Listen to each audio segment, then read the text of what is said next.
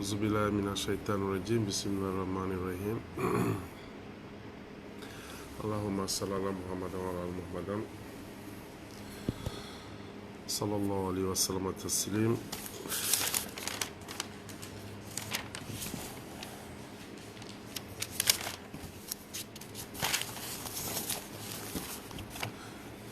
Je ne saurais commencer cette prière et ce prêche sans remercier Allah subhanahu wa ta'ala, le créateur, le nourrisseur par excellence, le guérisseur par excellence, à celui qui appartient à tout ce qui est dans les cieux, sur la terre et entre les deux, celui qui détient nos âmes.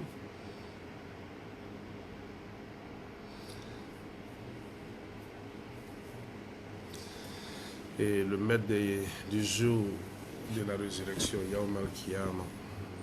Et je prie Allah subhanahu wa ta'ala par cette même occasion d'accorder sa miséricorde et ses bénédictions, ses bienfaits, sa lumière, sa grâce à notre noble prophète Mohammed alayhi salatu wassalam, à sa famille, à ses sahaba et aussi à tous ceux qui nous ont précédés dans la foi. Et je prie Allah subhanahu wa ta'ala de nous accorder à nous qui sommes encore là une très bonne fin, cette fin-là qui est destinée aux vertueux, avec pour dernière parole la shahada, Inch'Allah, Amen. Alors, je prie Allah subhanahu wa ta'ala d'affermir nos cœurs, nos pas, et d'embellir nos caractères, Inch'Allah, Amen, de nous bénir avec beaucoup plus de patience, beaucoup plus de sabr, quels que soient les problèmes que nous sommes en train de traverser, Inch'Allah, Amen. Alors aujourd'hui, je voudrais parler de la patience dans les difficultés. Et comme on le dit souvent, quand on parle de la patience, les gens, il y en a qui vont trouver que c'est quelque chose qui est trop facile à dire. Il peut parler de patience parce que peut-être ça va chez lui. Chacun de nous a un problème d'une manière ou d'une autre. Chacun de nous a un problème. Alors,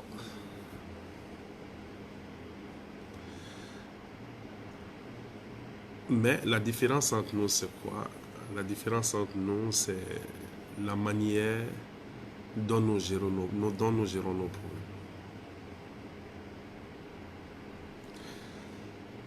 C'est très facile de dire que j'aime Allah subhanahu wa ta'ala, c'est très facile de dire que je suis musulman, c'est très facile de dire que ouais, je prie. Mais c'est très très difficile de suivre le chemin de ceux qui sont passés avant nous. De ceux qui sont passés avant nous, je parle des gens que Allah subhanahu wa ta'ala lui-même a élus.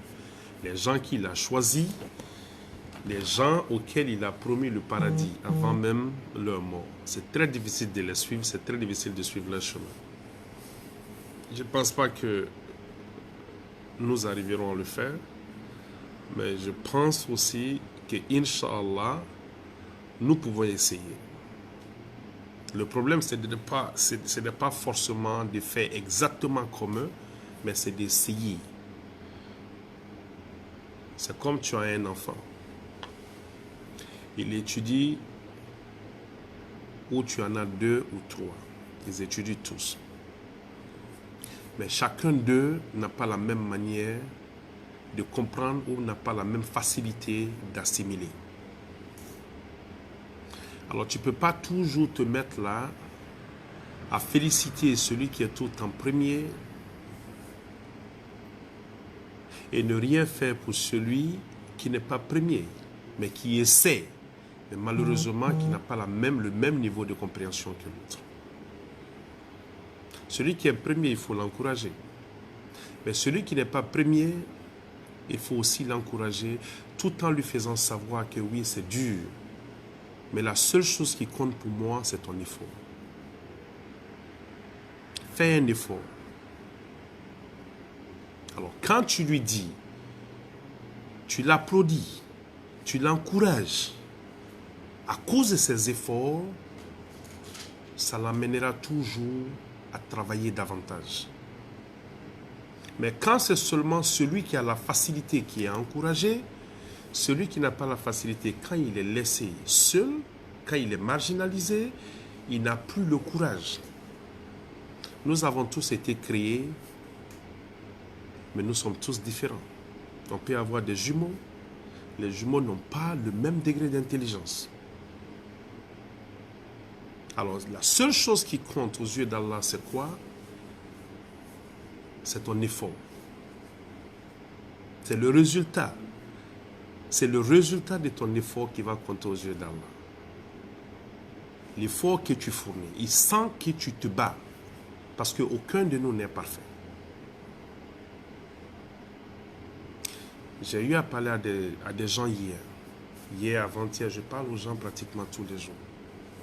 La raison pour laquelle j'ai décidé de faire ce prêche, c'est parce que je me suis rendu compte que nous parlons de la foi, mais notre foi est très fragile. Il suffit qu'un petit malheur arrive à l'être humain pour qu'il dévie. Il suffit qu'un petit malheur lui arrive pour qu'il dévie. Pour qu'il se dise que Dieu ne l'aime pas. Pour qu'il arrête complètement de prier. Pour qu'il parte ailleurs, trouver solution auprès de quelqu'un d'autre qui n'a rien à voir avec Allah subhanahu wa ta'ala. Ça, c'est jusqu'où notre foi est fragile de nos jours. Ce n'est pas seulement des enfants, il y a des personnes âgées qui se posent la question de savoir pourquoi moi, pourquoi tout ce temps-là je suis en train de galérer, pourquoi tout ce temps je suis en train de souffrir, pourquoi tout ce temps je ne fais que prier. La nuit, je me réveille, je prie, je fais des zikrs, je fais du bien avec le peu que j'ai, je travaille dur, je fais ça, mais malgré ça, Allah n'est pas en train de répondre à mes appels.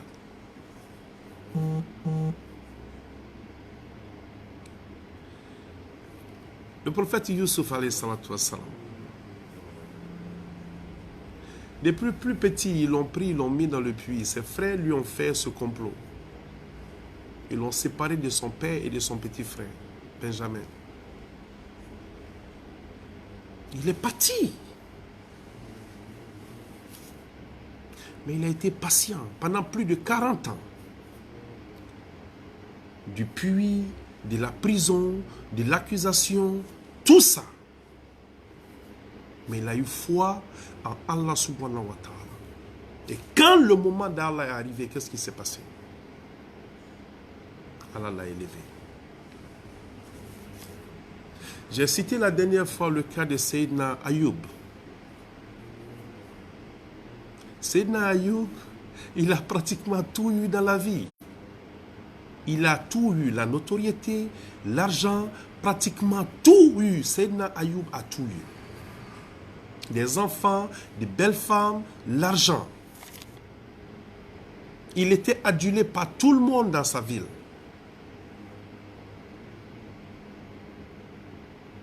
Et comme ça, Allah l'a rendu malade. Sayyidina Ayoub alayhi salatu wassalam est tombé malade, il a tout perdu.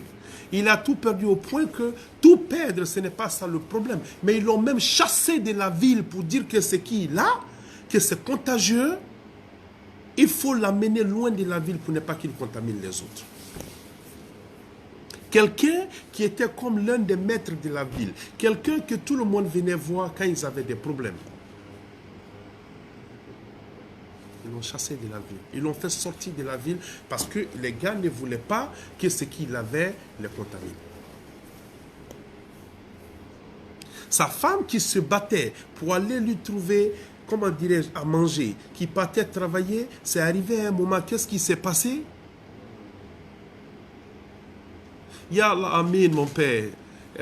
Mohamed Sidi Diawara. Ya Allah, Amin. Merci pour le doigt. Que Dieu nous il dit, qu'Allah nous donne la foi de Youssouf alayhi salam. Inch'Allah, Amin. Alors il a quitté sa femme qui sortait pour aller chercher du boulot, pour pouvoir le nourrir. Qu'est-ce qui s'est passé? Quand les gens ont compris que son état se dégradait davantage, ils ont arrêté de l'embaucher. Ils ont arrêté d'embaucher la femme de Sayyidina Ayoub.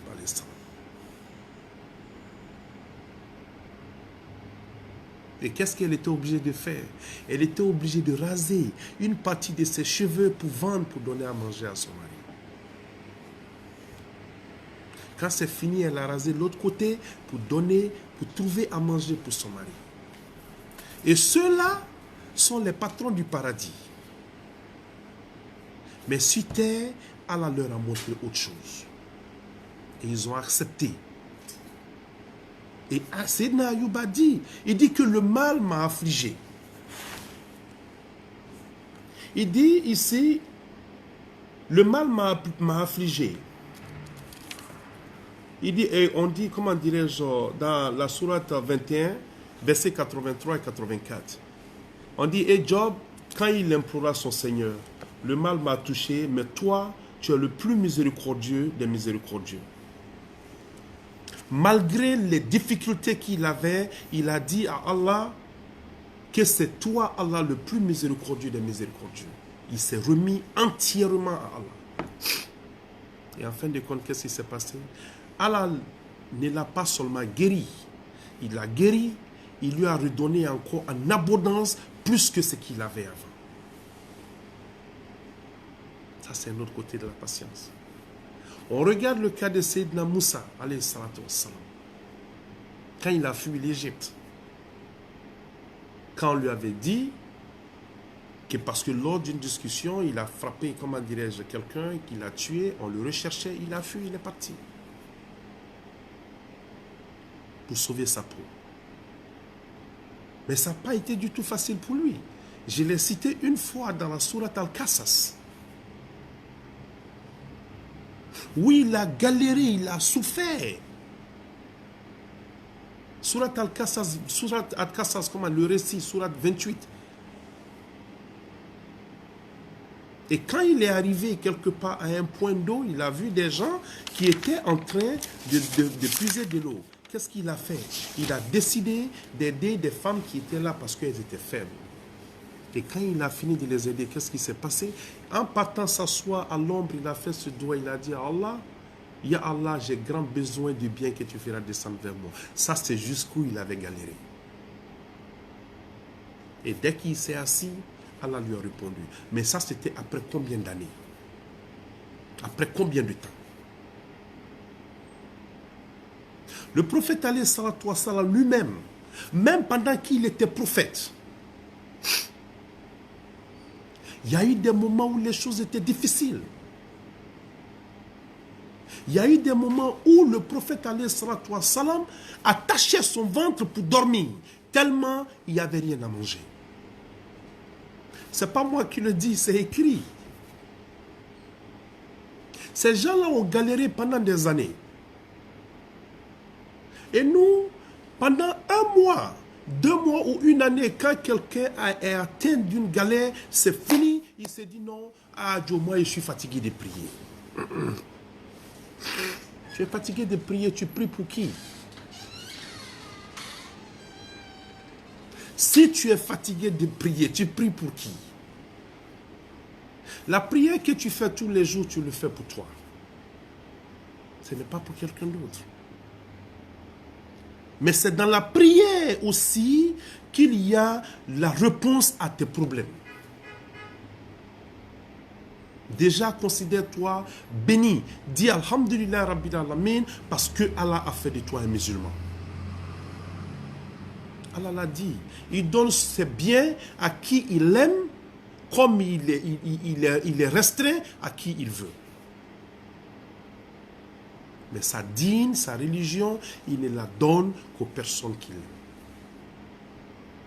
Alors, le fait d'être en bonne santé, le fait d'être né musulman, le fait de devenir musulman, le fait d'accepter de t'appeler musulman, wallahi billahi tallahi.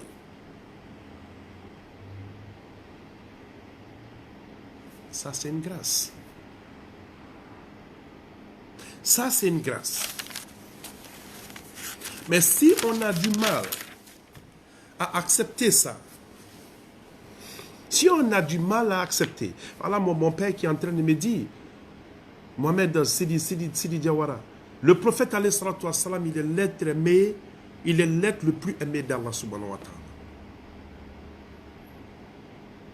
Je vous avais raconté une fois une histoire où le prophète alayhi salatu wassalam devait, comment dire, il était assis avec qui? Avec Jibril alayhi salatu wassalam, quand Jibril était venu lui donner les conseils. Les 5 conseils dont j'avais parlé, je ne vais pas revenir là-dessus. Et pendant qu'il était là, il y a l'ange de la mort qui est descendu. Et comment dirais-je, l'ange Azrafil qui est descendu. Quand il est descendu,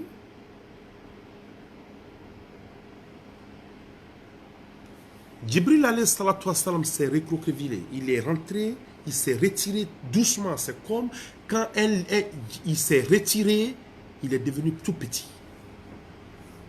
Pas parce qu'il avait peur, mais parce qu'il se disait que celui-là n'est jamais descendu sur terre. Depuis que Allah l'a créé, il n'est jamais descendu sur terre. Alors, s'il est là aujourd'hui, c'est que Jibril se disait que peut-être qu'il est venu pour annoncer la fin du monde. Alors, il reste là, il descend, il voit le prophète alayhi salatu wassalam. Il dit au prophète alayhi salatu wassalam, je suis un ange et j'ai été envoyé à toi par Allah subhanahu wa ta'ala. Alors, le prophète lui demande, il dit au prophète, je suis venu avec 2 choix. Le premier choix, tu acceptes, si tu veux, d'être un roi et à la fois un prophète.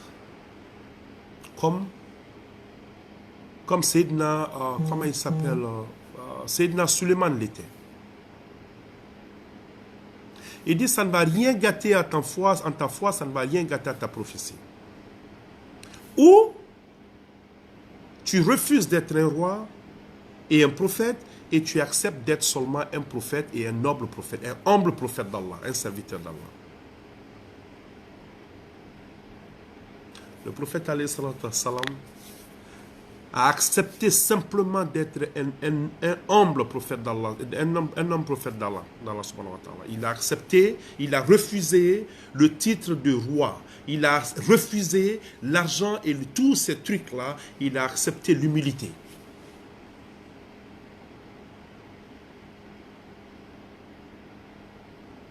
Aujourd'hui, on dit à un chef religieux aujourd'hui que toi, tu as l'opportunité d'être président de la République. Il y en a qui vont automatiquement abandonner le Coran et ils vont aller pour ça. On en a vu. Il y en a qui sont là, on leur propose une position, comment dirais-je, de dignité quelque part dans un gouvernement, ils oublient complètement les enseignements qu'ils donnaient aux gens et automatiquement ils se dirigent vers ça. Pourquoi? Parce que de nos jours, tout le monde est porté sur le bien mondain. Maintenant, regardez ce rappel. Ici, dans ce dunya, nous avons chacun un statut différent. Il y en a qui sont riches, il y en a qui sont pauvres, il y en a qui sont bien éduqués, il y en a qui ne le sont pas. Il y en a qui roulent en Mercedes, il y en a qui sont à pied, il y en a qui sont à vélo. Il y en a qui mangent à leur faim, il y en a qui ne le font pas. Il y en a qui ne mangent qu'une seule fois par jour. Il y en a qui ont des habits à n'en pas fini, il y en a qui n'ont que 2 complets, il y en a qui n'ont qu'un seul complet. Mais vous savez ce que nous avons tous en commun? C'est la mort. Quand la mort arrive, nous sommes tous au même pied d'égalité. Parce que tu vas au cimetière, tu regardes les tombes. Dans un cimetière musulman, tu vas au cimetière, dans un cimetière musulman, tu t'en vas, qu'est-ce qui se passe? Tu t'arrêtes et puis tu regardes les tombes. Très loin, toutes les tombes sont égales. S'il n'y a pas des pancartes pour montrer, comment dire, le nom de quelqu'un, tu ne sauras même pas quelle est la tombe de qui. Le milliardaire, il est couché à côté de moi, Karim, qui difficilement arrive à manger. Le président de la République, Je dis bien un cimetière musulman. Le président de la République est couché à côté de moi, Karim, qui suit son valet.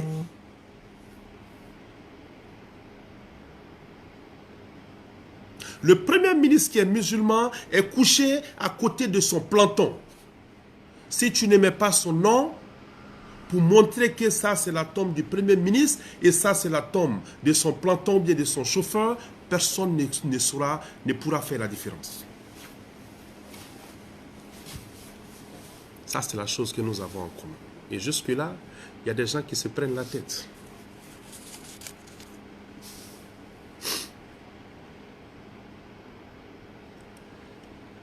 Les gens nous disent, les oulémas nous disent qu'un seul, subhanallah, un jour, dans l'akhira, un seul jour dans l'akhira, le jour que nous on a aujourd'hui, il est quel? Il est 6h49 du matin ici chez moi. Aujourd'hui, c'est un jour.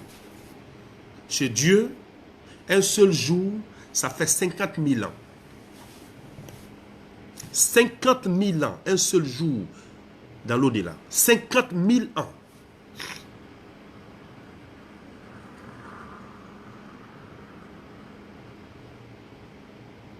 Maintenant, nous allons partir nous arrêter le jour de Yaoum al-Qiyamah. Il y a quelqu'un qui demande au prophète alayhi salatu wa sallam, 50 000 ans? Il dit, mais ça va être dur. Et le prophète alayhi salatu wa sallam lui dit que oui, ça va être dur. Merci mon père. 50 000 ans. Ça fait 24 ans. Merci pour la confirmation mon père. Le prophète alayhi salatu wa sallam lui dit que le jour de Yaoum al-Qiyamah, pour ceux qui ont été bien, ça va passer comme si tu étais en train de faire une seule rakat. Une seule prière. Tu ne vas même pas sentir les difficultés. 50 000 ans pour un bon croyant, le jour de la résurrection, ça va passer facilement comme si tu étais en train de faire ta prière.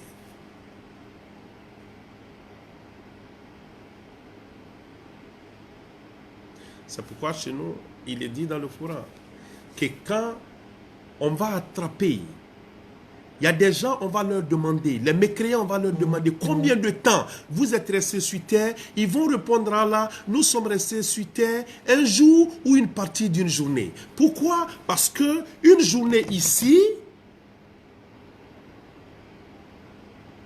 une journée chez Allah subhanahu wa ta'ala, chez nous ici, ça fait 1000 ans. Une journée chez Allah, chez nous ici, ça fait 1000 ans. Donc là, quand tu t'assois, quand Allah dit que je vais leur demander, quand on va leur demander, ils vont te dire, je suis resté une journée ou une partie d'une journée. Pourtant, le gars, sûrement, il a vécu 100 ans. Mais il va dire que je suis resté une journée ou une partie d'une journée, ou peut-être moins.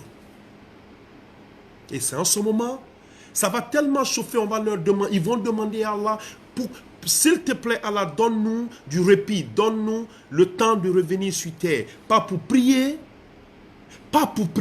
mais pour faire du bien.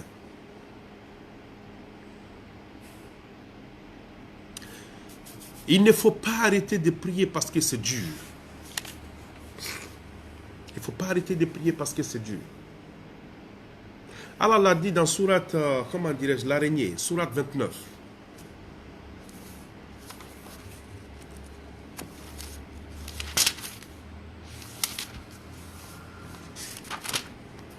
Excusez-moi.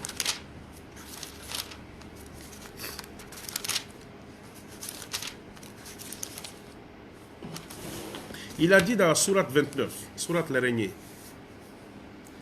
il dit au verset 2, il dit, est-ce que les gens pensent qu'on les laissera dire nous croyons sans les éprouver? Il dit, est-ce que les gens pensent qu'on les laissera dire nous croyons en Allah subhanahu wa ta'ala, nous sommes croyants, nous sommes musulmans sans les éprouver? Si c'est ce que tu penses, tu n'es pas dans la bonne religion. Tu t'es trompé de religion parce que tu ne peux pas être un bon croyant, un bon musulman sans être éprouvé. Parce que ceux que Allah a choisis, à ceux que Allah a remis le message pour venir nous transmettre ces messages-là, Allah les a éprouvés.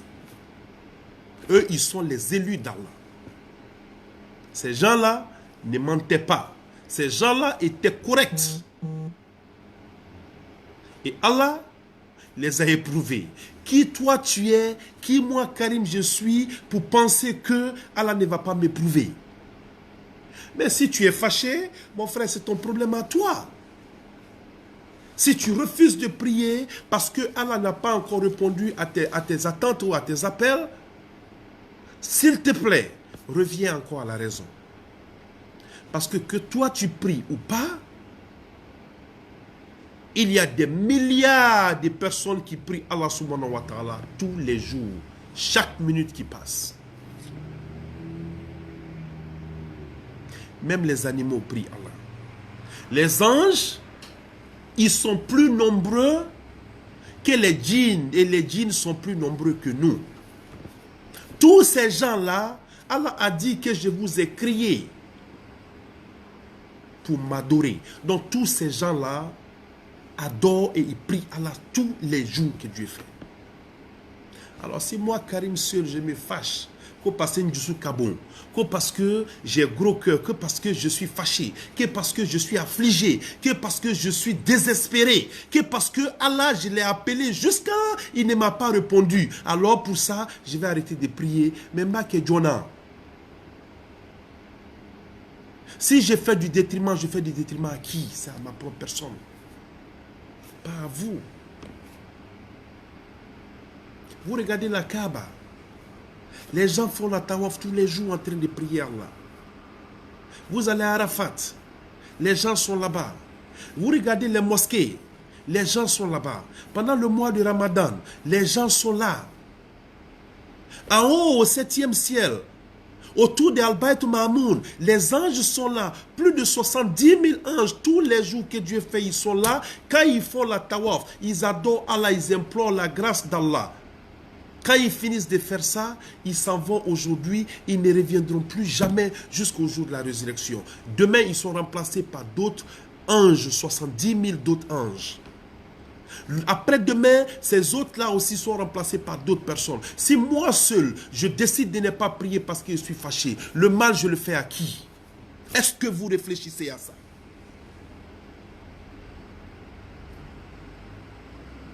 Quelles que soient les difficultés, quelles que soient les difficultés, lève-toi et puis prie.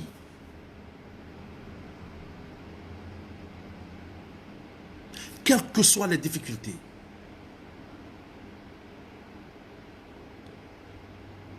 Lève-toi et puis prie. C'est dans la prière qu'il y a tout. Quelles que soient les difficultés, si tu as la patience, Allah l'a dit. Il dit qu'il est avec les gens qui l'implorent, qui sont patients et qui pratiquent la patience quand ils traversent des moments difficiles. Il dit qu'il faut chercher, comment dirais-je, la face d'Allah, dans la prière, dans la patience, quand c'est difficile pour toi. Sois patient et prie beaucoup. Chacun de nous ne va pas s'asseoir ici pour parler de sa vie. Mais chacun sait ce qu'il a traversé, chacun sait où il est passé pour arriver là où il est. Celui qui se réveille le matin, qui a sa nourriture, qui est en bonne santé, il a sa nourriture, il a sa bonne santé, il a sa famille. Dis Alhamdulillah, c'est difficile pour toi de regarder le voisin d'à côté. Parce que celui qui est à côté, il a peut-être une Mercedes, toi tu n'en as pas. Vous n'êtes pas pareil, vous n'avez pas le même destin. Celui qui a cette Mercedes, celui qui a ces grandes villas, qu'est-ce qu'il a donné à Dieu pour que Allah lui donne ça? Allah se suffit. Allah n'a pas besoin de nos sacrifices. Le sang qu'on verse, Allah n'en a pas besoin. Il n'en a pas besoin. Alors s'il veut te donner, il va te le donner parce qu'il veut te le donner. Pas parce que tu lui as donné quelque chose. Mais quand tu te lèves la nuit, tu pries, ça lui fait plaisir. Il dit aux anges, regardez, regardez mon esclave à cette heure de la nuit en train de me glorifier, en train de me demander. Alors qu'est-ce qu'il fait? Lui-même, il se gêne, il fait tout pour pouvoir répondre à tes appels. Mais ça ne va pas être quand toi, tu vas être prêt. Ça va se passer que quand Allah sera prêt à le faire pour toi. S'il y a des gens qui comprennent, tant mieux. Wa alaikum salam wa rahmatullahi wa barakatuh. Marcel Odia, comment ça va? Alhamdulillah Rabbil Alamin. J'espère que toi et les enfants, vous allez bien. Vous voyez un peu? Et les gens ont du mal à comprendre. Maintenant, le grand problème, quand tu arrêtes de prier. La dernière fois, j'ai diffusé des images. La mort ne prévient pas. La mort ne prévient pas. La mort peut t'attraper à n'importe quel endroit et à n'importe quel moment. Je vous parle un peu de l'histoire de Sayyidina Idriss. En français, on l'appelle Enoch. Sayyidina Idriss, il est considéré comme celui qui a fait le premier dawa sur terre. Celui qui a été envoyé aux gens pour parler aux gens pour la première fois d'Allah subhanahu wa ta'ala. L'un des petits-fils de, comment dirais-je, d'Adam, alayhi salatu wassalam. Enoch, il était très dur. Et il s'est battu, il a parlé aux gens, il a fait la dawa pendant longtemps. Au point que Allah lui avait promis quoi? Il lui a dit que toutes les personnes de son temps qui prient ou qui font de bonnes actions, ces bonnes actions-là, lui, il en aura sa part. Alors un jour, il était là, il était inquiet. Il voulait savoir combien de temps il avait encore sur terre. Et pourquoi? Il voulait savoir ça parce qu'il voulait toujours se planifier pour faire plus que ce qu'il avait déjà fait. Alors Jibril alayhi salatu wassalam était là. Il était ami avec Jibril. Il a demandé à Jibril, il dit, je vais aller vers Allah, je veux que tu m'amènes vers lui parce que je veux savoir combien de temps j'ai encore sur terre. Pas pour voir Allah subhanahu wa ta'ala, astaghfirullah, mais il voulait voir l'ange de la mort pour lui demander. C'est-à-dire que Jibril est ami à les anges. Jibril, c'est le chef des anges. Il dit, est-ce que tu peux m'amener vers l'ange de la mort pour lui demander, pour que je lui demande combien de temps encore j'ai à faire sur terre. Alors, étant ami, Jibril n'a pas discuté, il a pris. Il a pris et puis ils sont montés au ciel.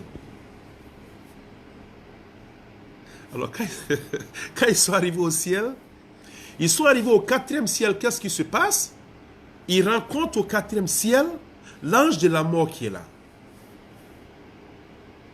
Alors, Jibril alayhi salatu wassalam dit à l'ange, oh, ça tombe bien, je partais vers toi, parce que Enoch voulait savoir, Idriss voulait savoir combien de temps il a encore à faire. Et l'ange de la mort qui répond que j'ai été émerveillé. J'ai été, comment dirais-je, je ne savais pas comment j'allais le faire. Quand Allah subhanahu wa ta'ala m'a dit que je dois venir prendre l'âme de comment il s'appelle, d'Idriss au 4e ciel. Quelqu'un qui est sur la terre. Allah l'a envoyé pour venir prendre son âme au 4e ciel. Il s'est posé la question comment il allait le faire. Parce que lui, il n'a pas la latitude de faire venir quelqu'un au ciel seulement. Jibril pouvait le faire. Alors Allah dit à l'ange de la mort de venir prendre l'âme de quelqu'un, d'un être humain qui est sur terre au 4e ciel.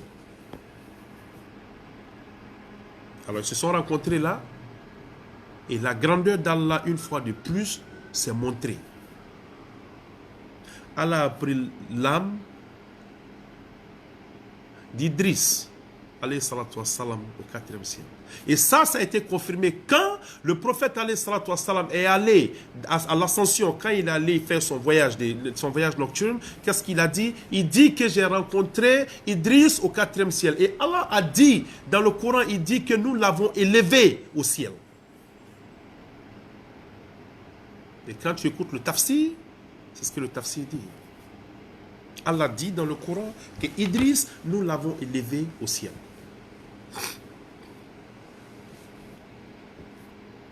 Donc ça, c'est pour vous dire que quel que soit où tu es, quand la mort est prête à te prendre, ça va te prendre. Alors si la mort te prend au moment où toi tu as refusé de prier Allah, au moment où toi tu as refusé parce que toi tu es fâché avec Allah, si la mort te prend en ce moment, parce que personne ne sait quand est-ce que la mort va venir, toi tu vas aller dire quoi à Allah subhanahu wa ta'ala?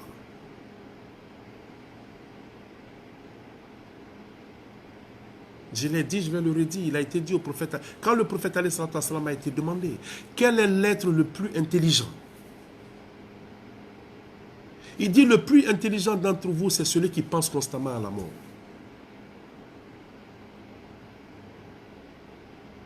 L'être humain le plus intelligent, c'est celui qui pense constamment à la mort.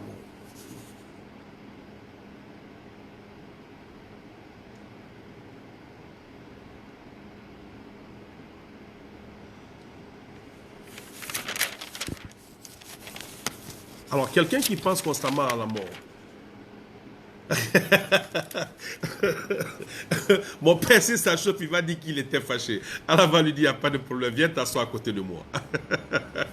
Subhanallah. Que Dieu nous donne une très bonne fin. Inch'Allah, amen.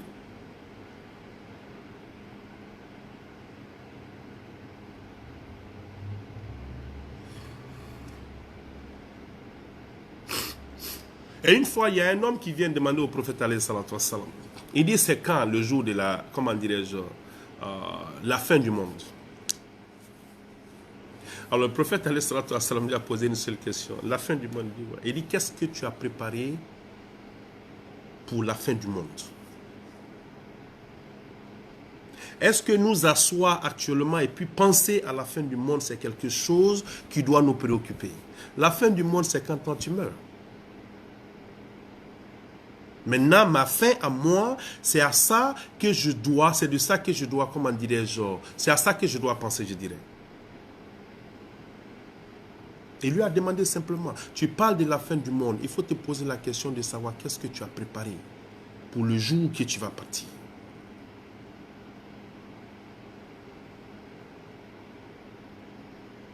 Qu'est-ce que tu as préparé pour le jour où tu vas partir?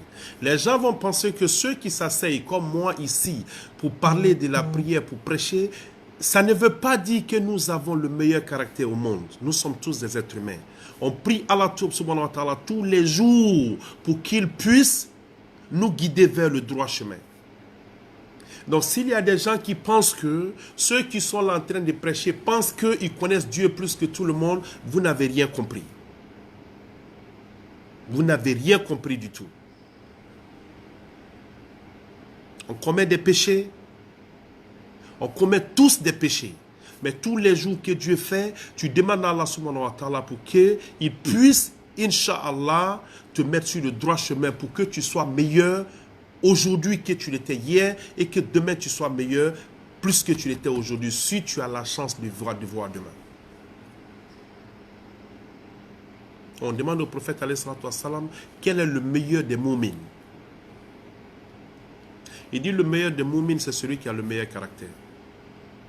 Il n'a pas dit celui qui prie plus que tout le monde. Il n'a pas dit celui qui connaît le Coran plus que tout le monde. Il dit celui qui a le meilleur caractère. Parce qu'il y a des gens qui prient. Il y a des gens qui nous dirigent qui n'ont pas un bon caractère. Donc le meilleur des moumines, c'est celui qui a un bon caractère. Et Allah l'a dit. Il a dit, et j'aime bien utiliser ça. Il dit que je vous ai créé d'un mâle et d'une femelle, et j'ai fait de vous une tribu,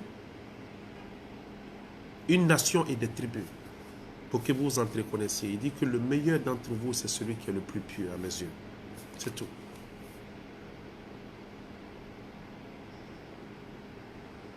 Donc, quelles que soient les difficultés que nous traversons, Wallah, on doit faire un effort pour demander toujours pardon à Allah pour qu'il nous amène toujours vers lui. Et voilà une expression qu'on utilise toujours seulement quand il y a la mort. Inna lillahi wa inna ilaihi raji'un. Chaque fois, on utilise ça que quand il y a la mort.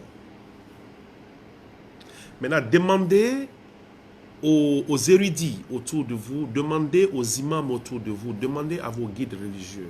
Est-ce que le tafsir, c'est ce que ça dit? Est-ce que c'est seulement pour la mort?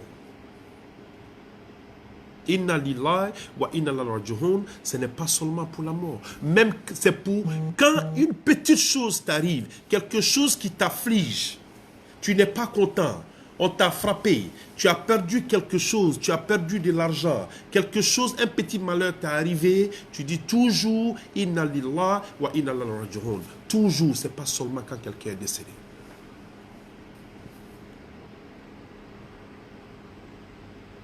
Parce que Allah le dit. C'est une façon à toi de montrer ta patience et ton sabr. Dire à Allah, oui, comme on le dit, nous sommes à Allah et nous retournerons tous à Allah. Tout ce qui est à Allah va retourner à Allah. Oui, ce qui m'est arrivé ne m'est pas arrivé par la grâce, par la faute de quelqu'un, ça m'est arrivé parce que Allah voulait que ça m'arrive, alors je m'en remets à lui. Allah dit que quand quelque chose t'arrive,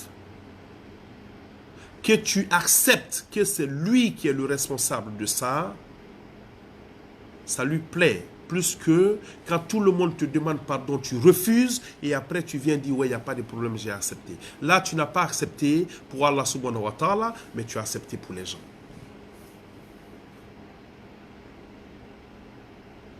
Quelles que soient les difficultés, apprenons à être patient. Apprenons à prier. Parce que tu ne peux être en connexion directe qu'en priant, quand tu es avec Allah subhanahu wa ta'ala. C'est quand tu pries que tu es en connexion avec Allah subhanahu wa ta'ala.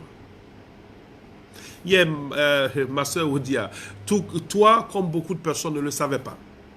Inna lillahi wa inna ilaihi raji'un, tu ne le dis pas seulement quand quelqu'un est décédé. Tu le dis même quand un petit malheur t'arrive. Même si en marchant, ton pied heurte, par exemple, un caillou, tu dis Inna lillahi wa inna ilaihi raji'un. Si tu as perdu ton bic, tu as perdu ton porte-monnaie, tu as perdu quelque chose t'est arrivé, quelque chose qui a touché ton cœur, t'a affligé, dis Inna lillahi wa inna ilaihi raji'un. Tu le dis. Ne le disons pas seulement quand quelqu'un est décédé. Non. Ça se dit chaque fois qu'un malheur nous arrive. Et pour nous, le plus grand malheur, c'est quand quelqu'un meurt. Non. La mort n'est forcément pas un malheur.